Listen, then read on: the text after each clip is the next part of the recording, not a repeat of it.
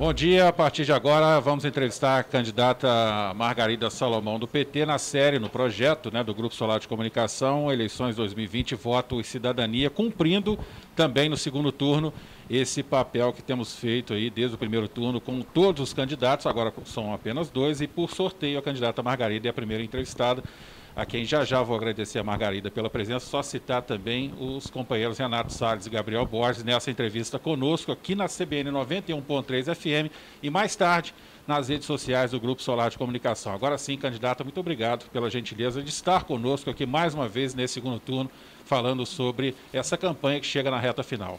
Olha, para mim dá até sorte, porque da outra vez também eu fui a primeira, não é verdade? Então vocês estão me dando boa sorte.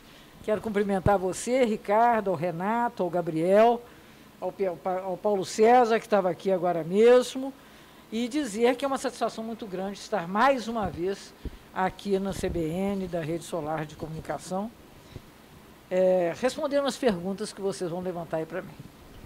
Candidata, eu quero começar com um vídeo que está circulando na internet do ex-deputado Marcos Pestana, anunciando o apoio à sua candidatura. Certamente, para que essa sua vitória se consolide no segundo turno, imagino que esteja trabalhando com um número de votos maior. Claro. Você tem aí as duas candidatas, Ione e Sheila, que tiveram uma votação expressiva, especialmente a Ione. A sua intenção no segundo turno será de buscar esses eleitores que optaram por outros candidatos ou candidatas, ou conversar com partidos e atores políticos, como a própria Ione ou a Sheila, nesse momento? Nós, ontem, já fechamos a parceria, o apoio do Partido Comunista do Brasil, do PCdoB e do PSOL, que são partidos do nosso campo político. Então, ontem mesmo, as nossas conversas, aí em termos de direção partidária, indicaram que esses partidos vão estar conosco nesse período. E estamos fazendo uma quantidade enorme de conversas com lideranças avulsas. Por exemplo, vereadores eleitos, com quem a gente está mantendo uma boa conversa, outros parlamentares. Então, nesse momento, nós estamos ampliando significativamente a nossa base de apoio.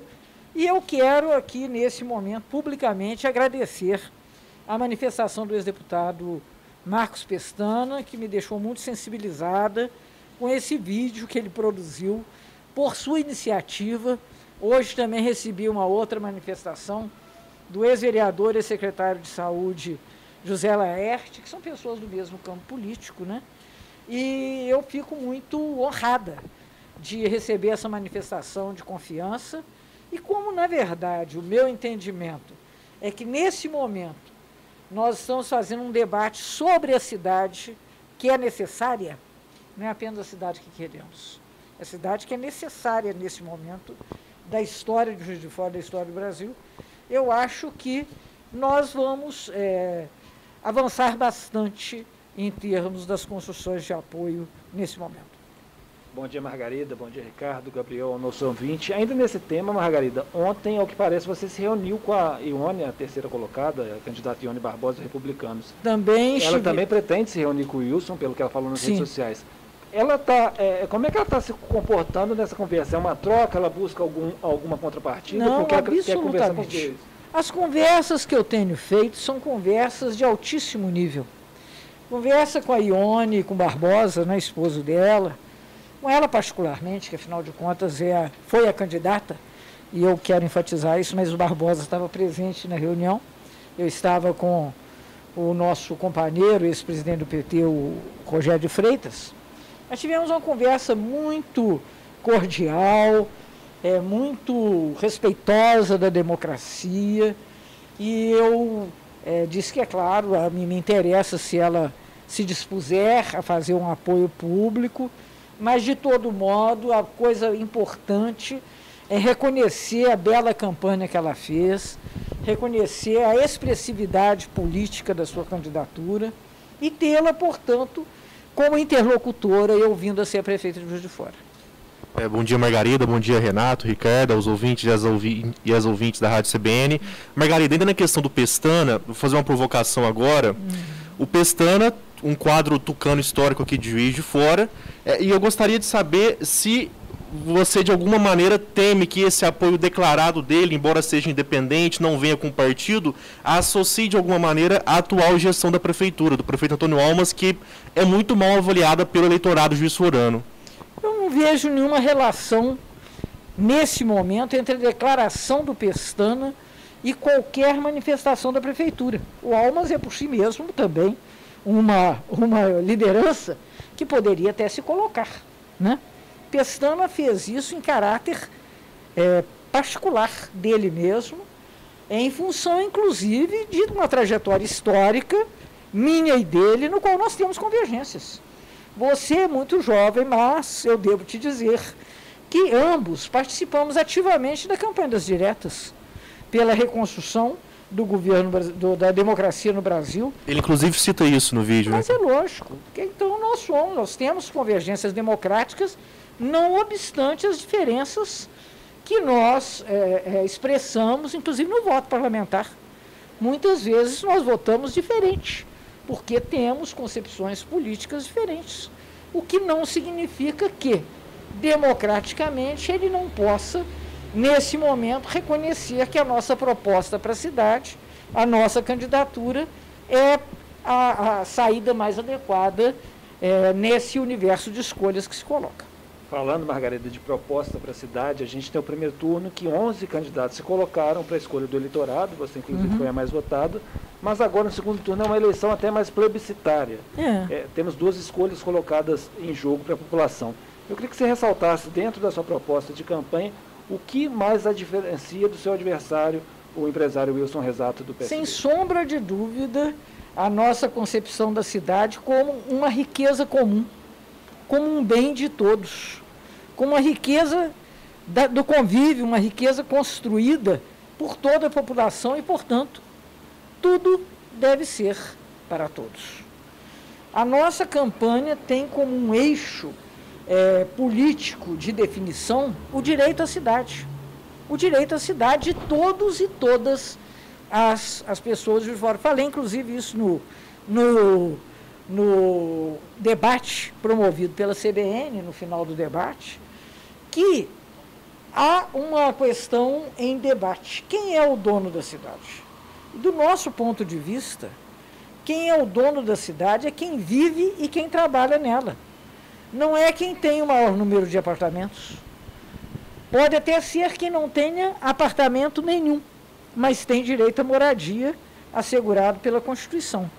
Então, esse debate da cidade como um direito, eu penso que, inclusive, pegou. As pessoas estão me dizendo aí na rua, é tudo para todos. E isso é bacana. O que significa em termos bastante particulares? Em primeiro lugar, que nós vamos ter uma proposta de desenvolvimento inclusiva para todos. Não basta simplesmente você produzir mais riqueza. É preciso que as pessoas partilhem essa riqueza que a gente venha a produzir. De outro lado, o direito à cidade é também um direito à voz. É o direito dos cidadãos e das cidadãs participarem efetivamente na definição dos rumos do governo. E como isso acontecerá? O que nós temos definido no nosso programa de governo. Um processo de planejamento territorializado com a participação da população que mora naquele território sobre o seu dia a dia, sobre a sua vida. Então, isso para nós também é muito importante. E, sem sombra de dúvida, as nossas políticas públicas que visam a garantir que a saúde seja um direito de todos e de todas, que todas as crianças tenham acesso à creche, que todos e todas possam usar as praças e os espaços públicos da cidade para a cultura, para o lazer. Eu acho que esse é um projeto ambicioso, mas viável, de escrever uma nova história para Juiz de Fora. Bom, estamos conversando com a candidata Margarida Salomão do PT, a candidata mais votada no primeiro turno em Juiz de Fora, que está no segundo turno com o candidato Wilson Rezato do PSB e que abre, nesse segundo turno, a série de entrevistas aqui do projeto Eleições 2020, Voto e Cidadania. Um intervalo rápido, voltamos na sequência. Voltamos com a candidata Margarida na série Eleições 2020, Voto e Cidadania, nesse segundo turno, entrevistando os dois candidatos que foram para essa etapa final da eleição. Candidata Margarida, eu fiz uma pergunta para o candidato Wilson no primeiro turno sobre a situação real da Prefeitura de Juiz de Fora, e ele fez severas críticas ao prefeito Antônio Olmos no sentido de não ter exatamente os dados hoje em relação ao que ele vai encontrar em janeiro de 2021. E disse, inclusive, que a própria Prefeitura não sabe dimensionar essa realidade. A sua equipe, os seus assessores, têm encontrado dificuldades de entender melhor o cenário da Prefeitura atual e como é que você pretende chegar em janeiro com essa realidade posta à mesa? Duas coisas. Primeiro, a minha assessoria é uma assessoria muito competente. Então, nós tivemos, sim, a oportunidade de conhecer os dados da Prefeitura, de situação de pessoal. Obviamente, não com a segurança de quem está sentado na cadeira, mas os dados são disponíveis. Você tem o portal Transparência, você tem essas coisas todas, e nós conseguimos ter hoje uma avaliação, eu acho que bastante confiável e realista da Prefeitura. E como é que eu vou chegar no dia 1º de janeiro? Eu vou ter um mês ainda, né, para acertar tudo que é necessário, acertar a minha equipe, acertar as nossas intervenções imediatas, que precisaram efetivamente ser feitas, mas eu, até pela capacidade de investigação, que o nosso pessoal, que é um grupo grande, que trabalhou com o programa de governo, um grupo bastante numeroso, pessoas muito qualificadas, tinha muita gente da universidade, mas tem muitas lideranças comunitárias, sindicais, então nós não tivemos esse problema, não. Não tenho como avaliar, né, o sentimento do outro candidato, porque isso é uma coisa assim de foro íntimo, como é que eu vou fazer, né?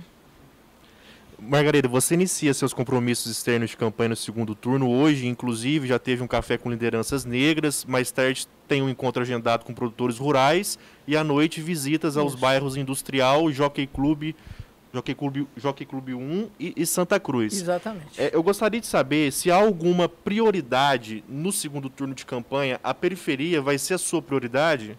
Olha só, nós começamos hoje com um café com lideranças do movimento negro, em homenagem à data da consciência negra, que é comemorada no dia 20 de novembro.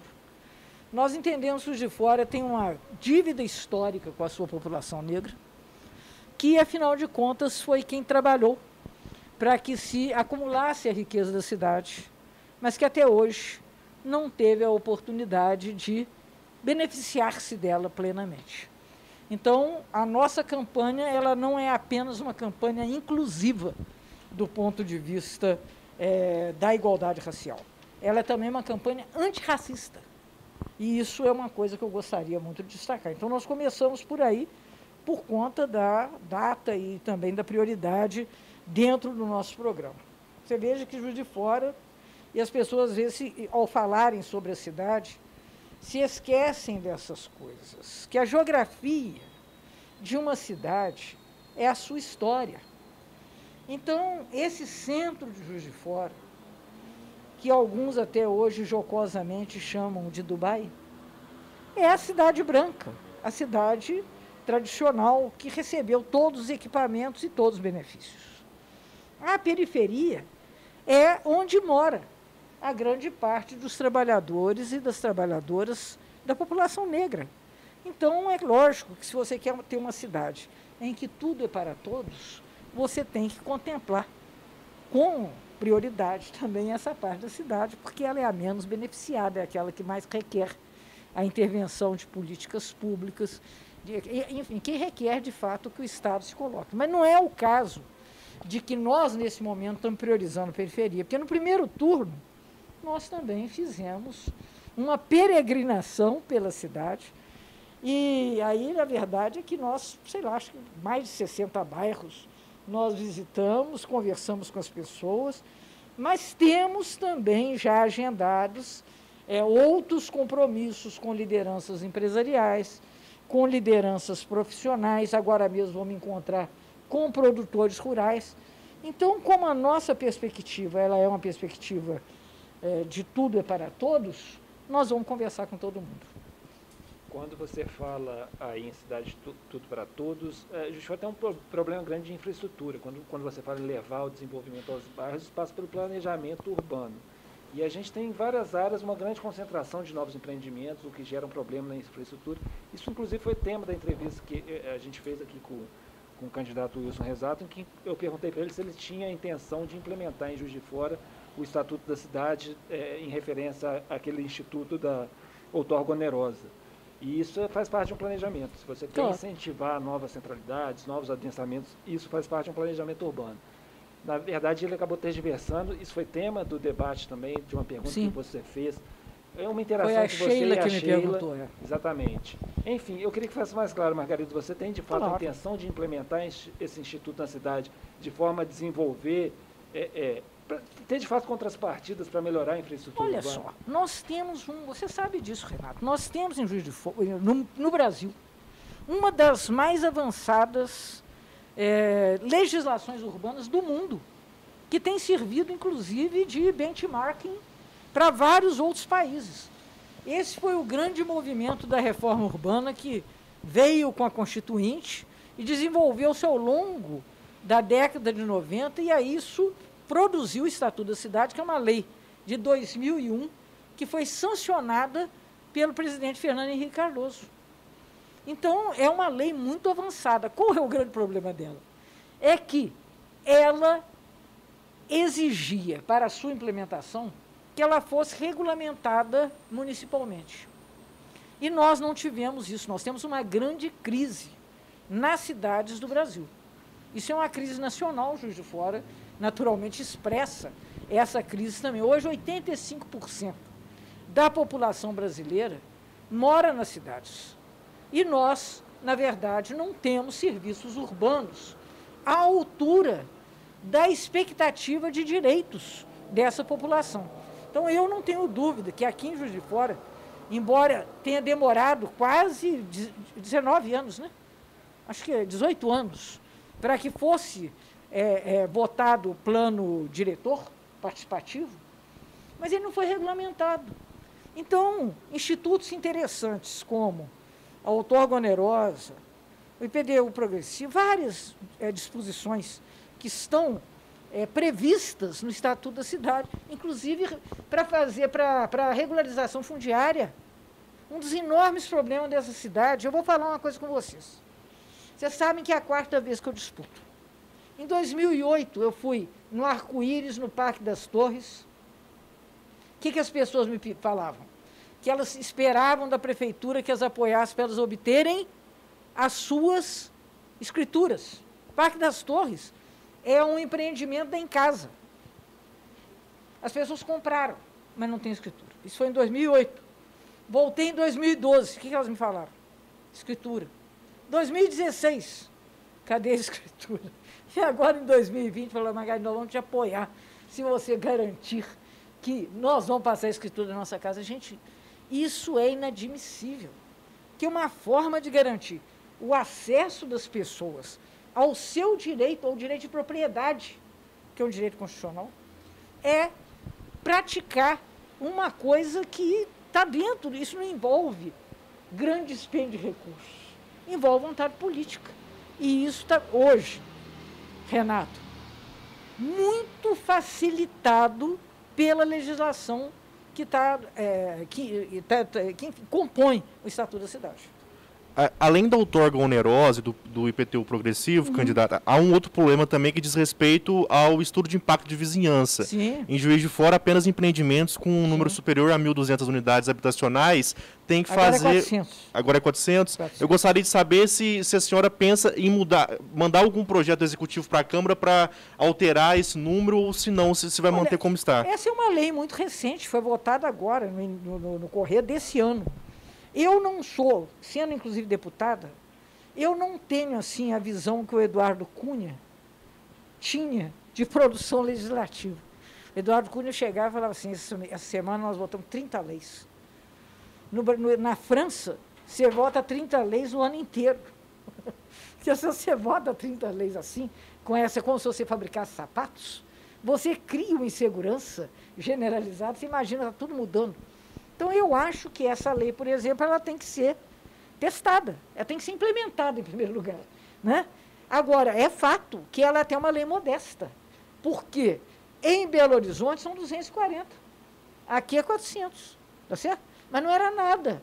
Então, vejam vocês, eu acho que o empreendimento imobiliário é importante, porque ele oferece às pessoas uma coisa que elas pleiteiam, com que elas sonham, que é o direito à moradia.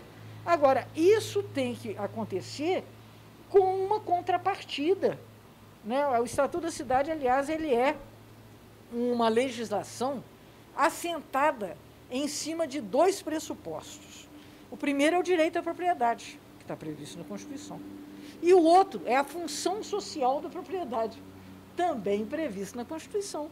Então, se você faz um grande empreendimento, você tem, naturalmente, que garantir uma contrapartida, porque você vai estabelecer um impacto, para usarmos essa palavra, muito forte naquela região em que o empreendimento acontece. Eu já não estou nem falando, mas cadê a creche? Não. Cadê a galeria de águas fluviais? Cadê a galeria de águas fluviais? Cadê o rearranjo urbano que é necessário quando você promove esse deslocamento tão grande de pessoas na sua nova situação de moradia? Candidata, me parece que o grande desafio, sendo eleita prefeita, e se não for, fique à vontade, será lidar com a pandemia. O prefeito Antônio Olmos disse essa semana que a cidade está perigosamente indo para um caminho perigoso, um caminho arriscado de termos aí hospitais lotados de gente, sem vagas, ameaçou inclusive regredir a onda vermelha. Como é que você pretende equilibrar a situação econômica? Temos setores agonizando, que é o setor de eventos, a área de eventos, que desde março não consegue trabalhar direito, e ao mesmo tempo a saúde, que precisa também ter esse cuidado. Olha, você mesmo já antecipou a minha resposta. É necessário agir com bom senso. Nós temos que ter racionalidade e equilíbrio. Sem sombra de dúvida, é uma função do poder público garantir a segurança sanitária. E no que diz respeito a isso, eu quero dizer, inclusive, da minha situação esperançosa. Há pelo menos 3 projetos de vacina muito avançados nesse momento no mundo, inclusive vacinas que estão sendo desenvolvidas com instituições brasileiras, tanto a Fiocruz como o Instituto Butantan. Então, há esperanças fundadas de que nós possamos, em breve, enfrentar essa situação de uma forma mais decisiva. Mas eu também quero dizer que nos lugares do mundo em que o combate à pandemia se fez com mais eficiência, o que você teve é uma regionalização dos esforços. Quer dizer, protocolos por setor. Você acaba de mencionar aí o pessoal da área de eventos, de entretenimento, que é uma área agonizante, de fato.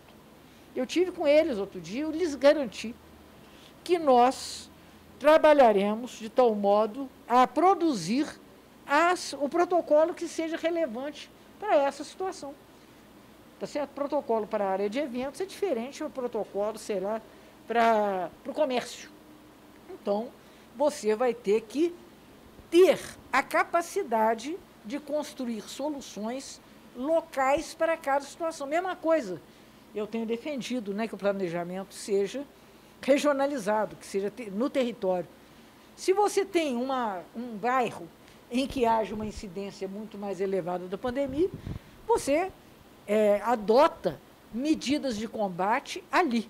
Agora, eu não tenho dúvida nenhuma que eu, vindo a receber como prefeita, a cidade, nesse processo de devastação econômica, devastação sanitária também é uma coisa complicada. O meu povo já está estudando, a hora que chegar a vacina, um procedimento para garantir que os mais vulneráveis imediatamente tenham acesso a ela. Também pessoas de uma área como educação, professores, alunos, que esse é o outro processo da pandemia, que nós vamos ter que reconstruir. A área de educação, por exemplo, vocês sabem disso. Esse ano nós funcionamos de outra forma e muito penosa, tanto para as famílias, para as crianças, como também para os profissionais de educação. Então, isso é um desafio enorme mas é um desafio que nós enfrentaremos de forma muito segura, contando com a participação de todos os interessados e também com as melhores soluções técnicas que nós construiremos. Eu tenho que chamar o intervalo, candidato, eu só não posso deixar de falar que essa questão da imunização é um embate Claro. que tem sido travado entre os municípios e governos com o governo federal, com o presidente Bolsonaro e o Ministério da Saúde. Inclusive, recentemente, houve até um embate mais agressivo entre o próprio presidente e o governador Dória, em São Paulo, e não sei se será tão fácil assim, até porque o Ministério da Saúde precisa chancelar, né? Olha, eu quero dizer a você que, no que diz respeito ao Juiz de Fora, eu menos me interesso por combater do que por imunizar. Então, nós tomaremos todas as providências que forem relevantes para que as pessoas tenham direito à segurança e à saúde. Obrigado, candidata Margarida. Voltamos então no intervalo, prosseguindo aqui nessa primeira entrevista do segundo turno com a candidata Margarida, aqui no projeto Eleições 2020, Voto e Cidadania do Grupo Solar de Comunicação. Até já. Voltamos a entrevistar a candidata Margarida Salomão no PT, no projeto Eleições 2020, Voto e Cidadania do Grupo Solar de Comunicação. Eu quero só ressaltar, essa entrevista é ao vivo na CBN 91.3 FM e vai ao ar mais tarde, até o final da tarde, nas redes sociais do Grupo Solar de Comunicação também. Entrando no site da tribunademinas.com.br, você terá acesso à íntegra dessa entrevista com a candidata Margarida. O Gabriel quer começar nesse bloco, então? Você que... Só para a gente continuar no assunto pandemia, Ricardo, Margarida, uma das principais estratégias adotadas pelos governantes lá no início da pandemia, em março, abril, diante da iminência do colapso do sistema de saúde, foi vocacionar novos leitos, até para que os municípios pudessem se preparar melhor para enfrentar a pandemia. E alguns outros países, por outro lado, já adotaram uma política até de rastreio de contatos. Eu gostaria de saber se, caso a senhora seja eleita, assuma, provavelmente, ao que tudo indica, no meio de uma nova onda de casos, eu gostaria de saber qual que vai ser especificamente a política adotada pelo município para enfrentar uma eventual segunda onda aqui em Juiz de Fora. Sem sombra de dúvida, isso que você falou é muito importante. Nós vamos tentar fazer o rastreamento, isso naturalmente vai demandar recursos, né? Mas eu acho que é o mais racional, foi o que todo mundo fez. Quem conseguiu desenvolver estratégias mais eficazes, sem sombra de dúvida, usou isso como uma forma de conter. Outros também, é muito variável. Eu acho que tem que ver de fato o que vai acontecer em janeiro. Eu estou com esperança de nós termos aí uma perspectiva da vacinação. As coisas são muito avançadas, gente. Na verdade, são 44 projetos de desenvolvimento de vacina no momento no mundo. Coisa assim, de muito interesse de quem está produzindo a vacina. E 3 desses projetos são muito próximos de você chegar, né, já estão em fases finais de testagem. Então, eu tenho muita expectativa com relação a isso. Agora, se houver um repique, que pode acontecer, né? Inclusive o próprio processo eleitoral, ele estimula o convívio, né? Então você pode ter, de fato, uma segunda onda mais difícil. Eu acho que nós temos que fazer campanhas educativas, temos que fortalecer esse processo de que as pessoas, de fato, se protejam, andem de máscara, usem o álcool gel, evitem aglomerações onde isso for possível, tá certo? E achar protocolos para o funcionamento de cada setor da sociedade. Eu acho que a escola não tem como voltar enquanto nós não tivermos vacinação, isso eu vou te dizer, porque eu conheço bem a escola. A escola é um lugar de aglomeração. Uma classe pequena tem 30 crianças, 30 jovens, e mais o professor. E elas não são feitas também com espaço. Tá certo? Aqui outra na China, põe uma criança aqui, outra lá. Nós não temos escola para isso. Tá?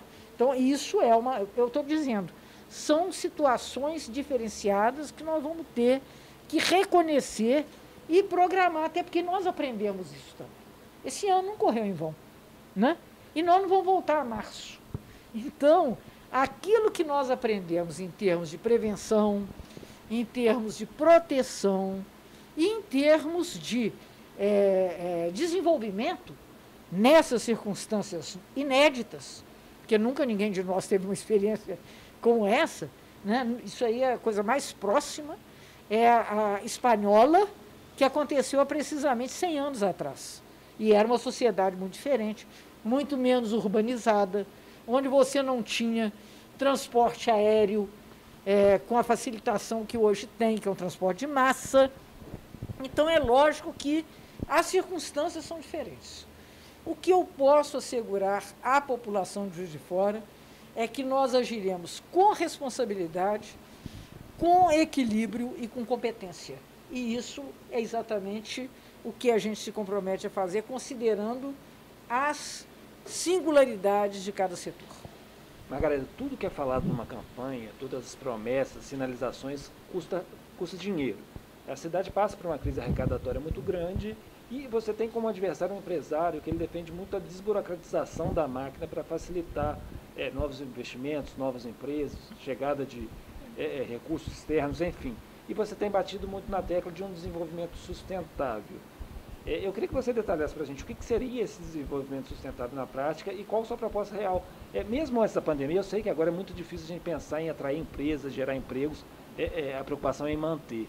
Mas, superada a pandemia, a gente vai ter que pensar nisso de novo, como já era necessário antes da pandemia. Como é que você pensa em geração de emprego e renda e como é que seria essa política de desenvolvimento sustentável que você tem falado? Renato, em primeiro lugar, que você começou dizendo da crise fiscal, que é real, das dificuldades da máquina. As dificuldades da máquina elas têm que ser abordadas.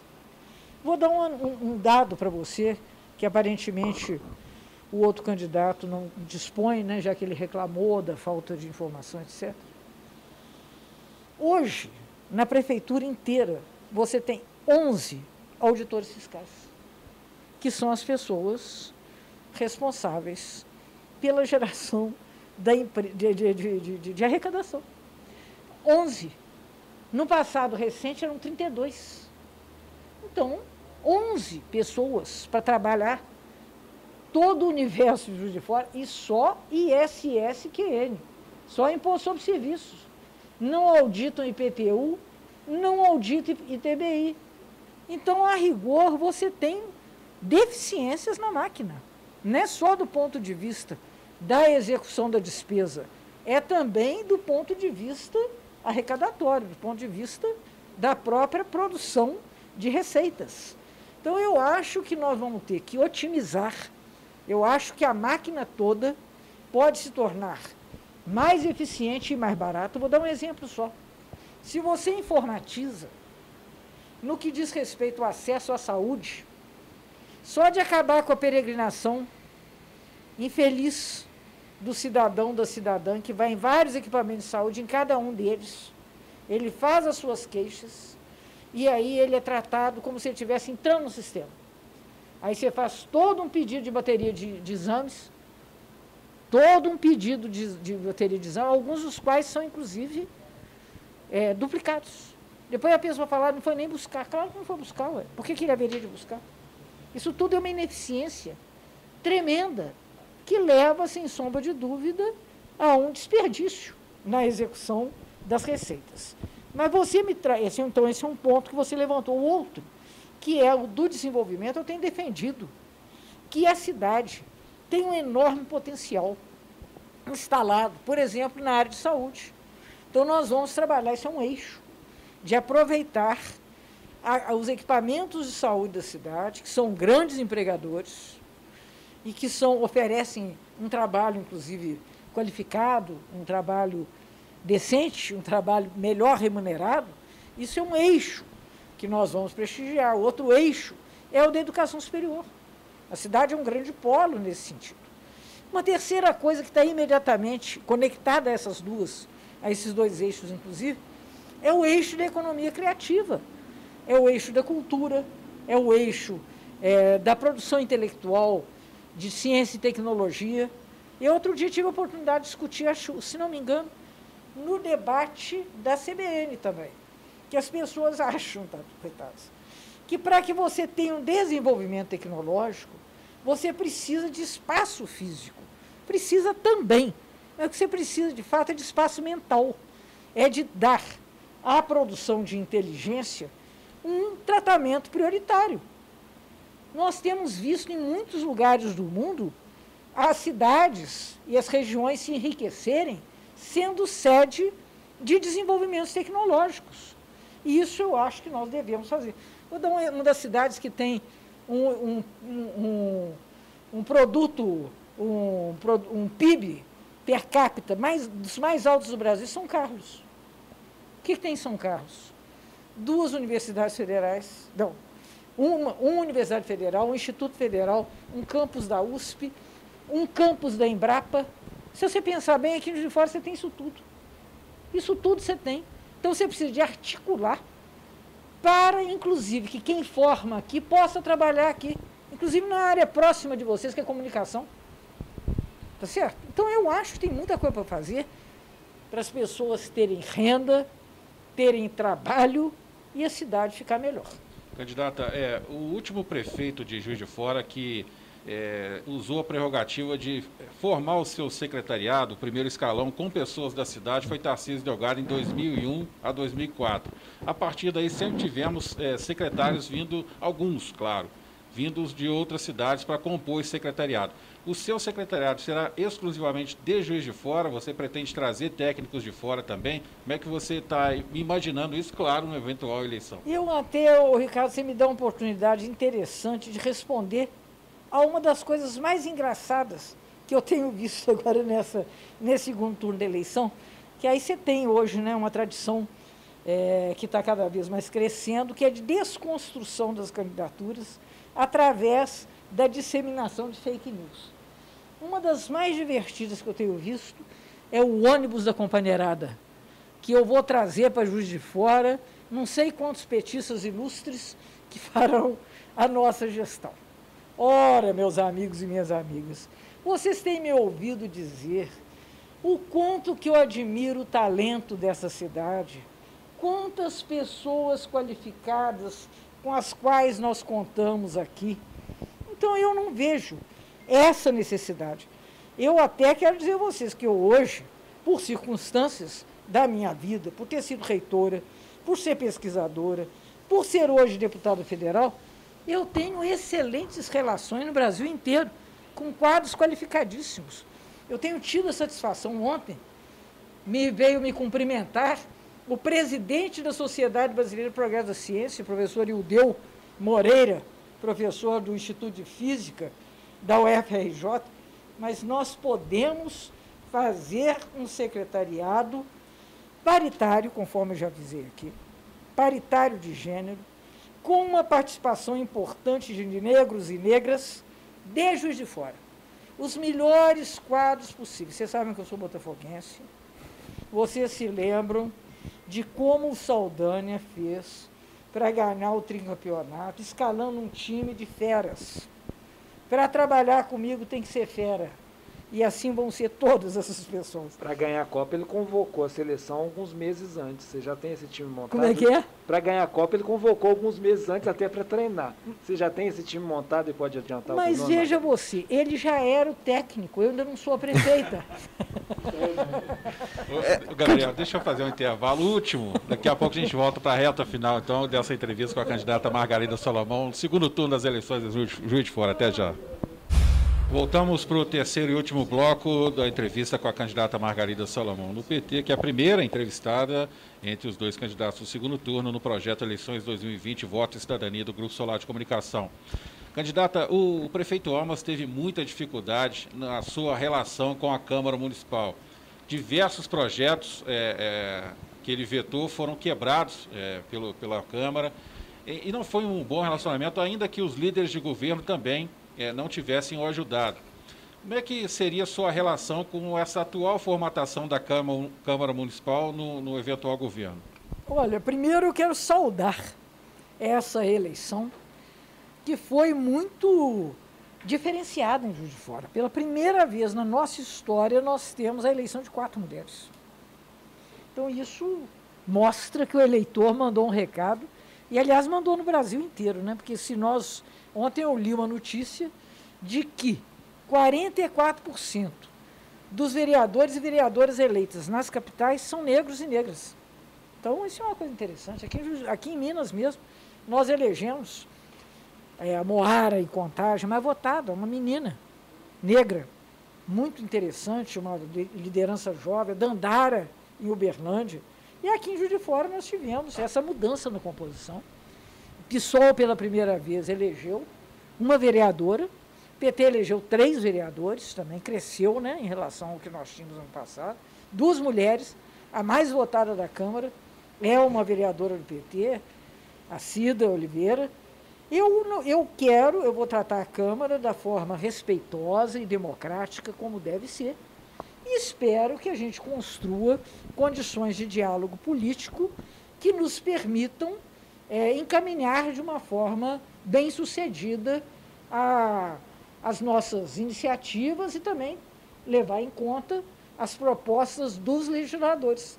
Como parlamentar, eu quero dizer a vocês que nós vivemos no Brasil uma situação muito estranha, que o grande legislador sempre é o Poder Executivo. Olha na Câmara Federal, é uma MP atrás da outra. Então, você não tem nem espaço para votar as iniciativas legislativas dos próprios vereadores. Isso é uma coisa que leva a uma espécie de decréscimo da capacidade política e democrática da Câmara. Então, nós pretendemos lidar de uma forma respeitosa, de uma forma democrática e operar para que a gente tenha as maiorias que forem necessárias. Margarida, embora a Laís e Cida foram eleitas agora por um primeiro mandato, é possível que uma delas seja sua líder de governo na Câmara? Não, isso eu estou longe disso, eu não sei nem quem vai ser meu secretário, rapaz. Agora você quer que eu já saiba, a líder do governo. São 2 pessoas muito interessantes, sem sombra de dúvida. Mas isso aí nós vamos esperar caminhar mais, esperar toda a poeira baixar também, porque nós tivemos um processo eleitoral divulgado, inclusive com tanto atraso, né, de forma tão emocionante no último domingo. Então ainda nós estamos num processo de acomodação, todas as 2 se qualificam sem sombra de dúvida, mas vamos aguardar para ver melhor como é que a gente vai fazer a definição, inclusive, do próprio secretariado, né? Mas é uma Câmara mais progressista, mais conservadora? Eu acho que é uma Câmara mais progressista, sem sombra de dúvida. Nós temos o PT e o PSOL elegeram 4, uma bancada de 4. Mais progressista que atual, mas não necessariamente mais progressista em quantidade na próxima legislatura, né? Eu imagino que ainda tem uma maioria conservadora dentro da casa, pelo menos pelos partidos e nomes eleitos. Mas eu acho que o vento está mudando, viu, gente? Eu acho que essa eleição é uma eleição em que muitos recados importantes foram mandados para o sistema político. E eu acho que cabe a nós ser capaz de compreender. Candidata, o que fazer com esse abacaxi chamado Mercedes, que todo ano, toda eleição se discute, outras empresas também, mas principalmente a Mercedes é sempre citada como uma empresa que sempre se espera que gera hoje cerca de 600, 700 empregos, mas que nunca foi sentida como uma empresa que fizesse parte realmente da cidade. Olha, nós vamos manter com a Mercedes, como com as outras grandes empresas industriais de Juiz de Fora, e com as pequenas também, as pequenas indústrias de Juiz de Fora, que por sinal são muito resilientes, têm mostrado muita capacidade de superação. Nós vamos manter um diálogo aberto no sentido do interesse da cidade. Então, é lógico que nós vamos buscar que a Mercedes amplie, inclusive, ela tem condições para ampliar sua produção na cidade, e tenha relações com o setor produtivo da cidade mais capilarizadas, mais intensas, mais produtivas do que tem sido até agora. Então, nós vamos trabalhar para isso. Eu fiz isso quando eu fui reitora. Nós fizemos um trabalho de capacitação de fornecedores para a Mercedes, para a Serlor, agora para a Nexo, né? Nexa, era a antiga Votorantim. Eu já fiz isso. Eu acho que você tem que ter um diálogo aberto com esse setor produtivo, a bem da cidade. E é isso que nós vamos fazer. Bom, a gente está chegando no final aqui, são 11 horas e 56 minutos. Antes até das considerações finais, candidato, você tem mais algum questionamento? Se o Renatinho tiver, fica à vontade. Bom, eu só queria deixar claro, em relação à questão da saúde, que fique claro para o eleitor, candidata. Você disse no primeiro turno, mas agora chegando na reta final, suas primeiras ações nessa área, em relação a esses exames que estão represados no SUS, enfim, o hospital regional, para a gente deixar clara essa mensagem aqui nessa reta. Em relação à saúde, eu quero destacar 3 coisas. Uma é a expansão da estratégia da saúde da família, que eu considero que seja absolutamente estratégico, é absolutamente fundamental disseminá-la. Hoje em Juiz de Fora ela está mais recuada do que ela foi no passado. E para que nós tenhamos uma boa execução das políticas de saúde, ela precisa ser realizada como o SUS imagina.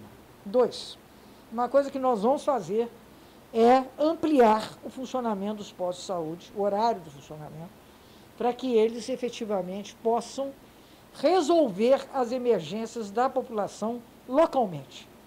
Em terceiro lugar, nós vamos zerar as filas de exames e de consultas especializadas. Isso nós vamos desencadear imediatamente, junto, é claro, com os cuidados que deveremos tomar relativos à situação da pandemia. Suas considerações finais, candidata Margarida, então, nessa reta final da nossa entrevista aqui na CBN, também junto com o Grupo Solar de Comunicação. Quero saudar a CBN por promover esse debate, essa entrevista, né? Depois teremos um debate, como fez no primeiro turno. Isso é da maior importância. Por quê? A verdade é um elemento da disputa democrática. Nesse período, você tem uma espécie de multiplicação de mentiras com relação às candidaturas. Isso tornou já era no passado, né? Você tinha o teatro invisível, a guerra suja, e agora isso se alastrou também pelas redes sociais. Então, se alguém falar alguma coisa sobre mim, que você tenha dúvida, eu sugiro a você usar a internet. Você recebeu a notícia pela internet, checa na internet, dá um Google e vê também, é claro, a procedência do site que está disseminando a informação. Ou se você tiver mais dúvida ainda, procure a nossa Central da Verdade, que nós temos condições de responder às dúvidas que eventualmente vierem a ser levantadas. E a outra coisa que eu quero dizer a você, que está me escutando agora, vai de máscara, vai de álcool gel, leva a sua canetinha, mas vai votar. Votar é um direito, não é apenas um direito, é também um dever do cidadão. É uma forma de você assumir responsabilidade sobre a cidade em que você quer viver. Então eu convido todo mundo a ir votar com todos os cuidados possíveis e imagináveis, porque nós queremos que você esteja bem e com saúde para festejar a nossa vitória. Vote 13, que é uma boa opção para Juiz de Fora. Obrigado, candidata Margarida. Obrigado também ao Gabriel, ao Renato Salles, que participaram dessa entrevista conosco aqui na CBN Juiz de Fora, que será exibida na íntegra, ainda hoje, nessa quarta-feira, nas redes sociais do Grupo Solar de Comunicação, dentro do projeto Eleições 2020, Voto e Cidadania. Amanhã vamos conversar com o candidato Wilson Rezato, a partir de 11 horas também, ao vivo aqui na CBN. Obrigado a todos pela audiência, um grande abraço, até a próxima.